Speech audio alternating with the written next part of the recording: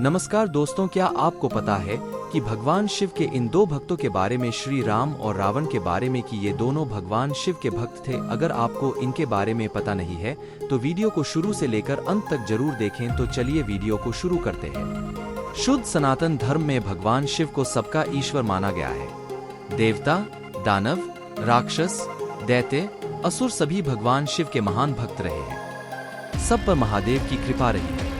चाहे श्री राम हो या फिर अत्याचारी राक्षस रावण, महादेव की भक्ति सभी करते रहे हैं। शिव क्यों हैं सबके ईश्वर? भगवान शिव वैरागी हैं। न उन्हें किसी विशेष पक्ष का समर्थन करते दिखाया गया है और न ही वो किसी के शत्रु रहे हैं। वो हमेशा सम पर स्थित रहे हैं। जहां भगवान विष्णु धर्म के अनुसार चलने वालों के पक्ष में ही खड़े दिखते हैं, वहीं महादेव की शरण में अधर्मी तक को सुरक्षा प्राप्त है।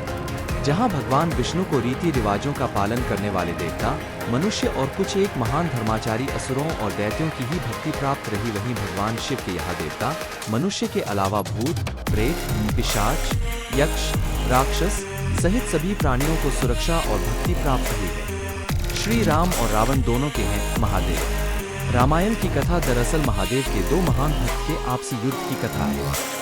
भगवान श्री राम के चरित्र और उनसे जुड़ी कथाओं को पढ़ने पर ऐसा ही लगता है कि राम और रावण दोनों की महादेव का महान भक्त है। दोनों ही ने भगवान शिव से अपनी विजय के लिए प्रार्थना की थी। रावण को शास्त्रों का महान ज्ञाता माना जाता है। रावण को महादेव का अन्य भक्त भी माना जाता है। कहा जाता है कि महादेव को प्रसन्न करने के लिए ही रावण ने शिव तांडव स्तोत्र की रचना की थी।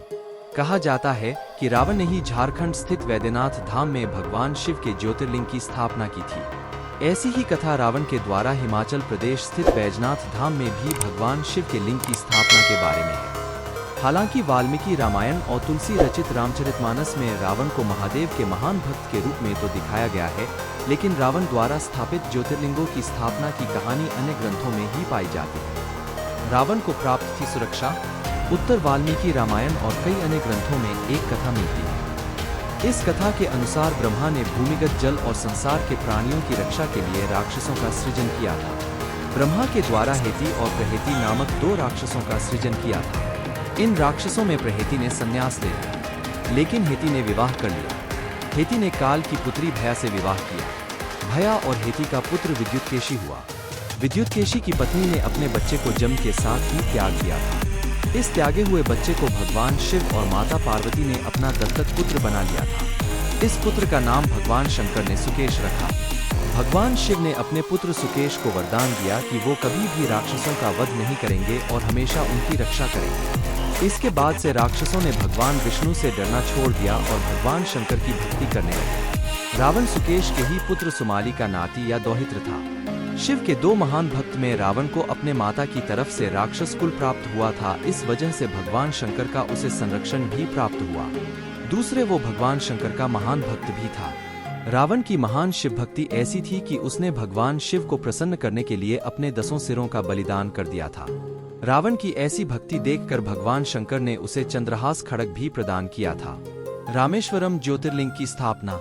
भले ही वाल्मीकि रामायण और रामचरितमानस में श्री राम के द्वारा शंकर की पूजा करने के लिए रामेश्वरम में ज्योतिर्लिंग की स्थापना का वर्णन नहीं है, लेकिन कंबन रचित तमिल रामायण, अद्भुत रामायण और स्कंद पुराण में भगवान श्री राम के द्वारा रामेश्वरम में भगवान शंकर के ज्योतिर्लिंग की स्थापना की कहानी जरूर है। भगवान शंकर और श्री राम के बीच कौन किसका भक्त है, ये कहना कठिन है। भगवान शिव श्री राम की भक्ति करते रामचरितमानस में नजर आते हैं, तो कई अन्य ग्रंथों में श्री राम भी भगवान शंकर के महान भक्त के रूप में देखे जाते हैं। हालांकि उत्तर भारत में यह जनमान्यता है कि श्री राम ने ही रामेश्वरम में भगवान शंकर के ज्योतिर्लिंग की स्थापना की थी, लेकिन वाल्मीकि रामायण और रामचरितमानस में भगवान श्री राम के द्वारा किसी भी शिवलिंग की स्थापना की कोई कथा नहीं है। श्री राम का पुरोहित रावण, इसको लेकर इन ग्रंथों में दो कथाएं मिलती हैं। पहली कथा ये है कि श्री राम को जब ये लगने लगा कि रावण को भगवान शिव के आशीर्वाद के बिना हराना असंभव है, तो उन्होंने रामेश्वरम में भगवान शिव के लिंग की स्थापना की। भगवान शिव के इस ज्योतिर्लिंग की प्राण प्रतिष्ठा के लिए श्री राम के पुरोहित के रूप में स्वयं रावण आए। श्री राम के लगा था ब्रह्म हत्या का पाप। एक कथा ये भी है कि भगवान श्री राम ने जब रावण को मार दिया तो उन्हें ब्रह्म हत्या का पाप लगा। इसी पाप से मुक्त होने के लिए उन्होंने भगवान शिव के रामेश्वरम स्थित ज्योतिर्लिंग की स्थापना की। जो भी हो, लेकिन भगवान शिव के 12 ज्योतिर्लिंगों में से 2 ज्योतिर्लिंगों की स्थापना 2 महान शत्रुओं श्री राम और रावण ने ही की थी और दोनों ही भगवान शिव के महान भक्त भी थे।